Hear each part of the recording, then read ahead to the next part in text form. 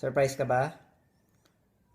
Nais ko sana gawan ka ng love letter before ng big day mo, pero naisip namin nila Arvin at Mariel na gawin na lang video para mas ramdam mo ang panayam ko.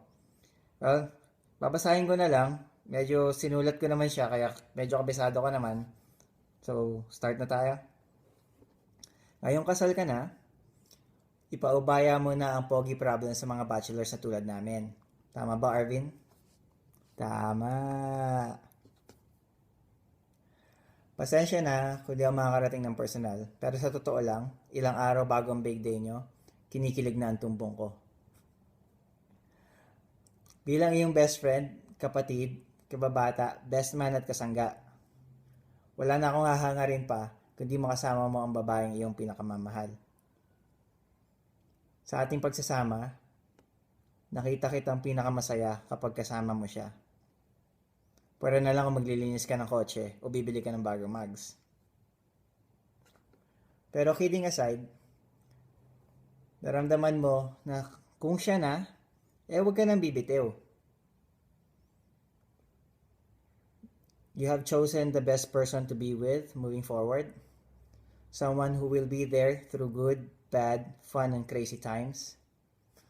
Someone who will build precious memories with you. As your friend, I'm very proud that you've achieved this milestone in your life. For the man you have become amid the trials that you have faced.